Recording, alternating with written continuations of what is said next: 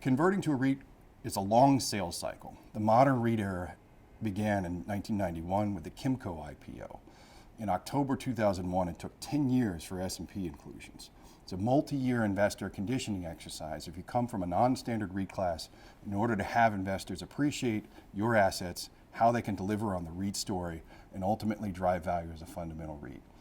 Expansion from the 4 basic food groups in the REIT space, 5 if you include hotels, has taken a long time, and as investors have come to appreciate the stories incrementally through healthcare, through data centers, through other types of real estate assets, the REIT universe continues to grow and creates exciting possibilities for this type of an application for a structure. Paraphrasing NAREIT, the main attributes of REIT stocks are the performance. They've tended to outperform the S&P over most periods, offering both growth and income investment. They do offer income through dividend stability and current income returns. There's an element of inflation protection as the rents increase over time. They can be an effective hedge against both high and low inflation periods. They also offer diversification. There's a low correlation between the performance of real estate assets and the broader markets, so it can be a complementary asset allocation.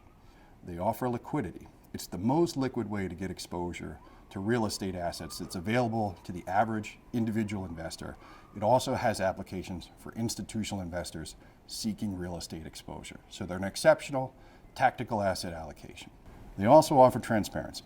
REITs have very strong corporate governance. They offer both market and tax transparency for investors seeking exposure. Successful REIT conversions are generally very positive to the income. It's a new corporate configuration. It offers access to deeper and new incremental investor pools. It also creates transparency and a stable dividend stream. Investors appreciate those attributes. Upon REIT conversion announcement, you typically see an increase in the stock price.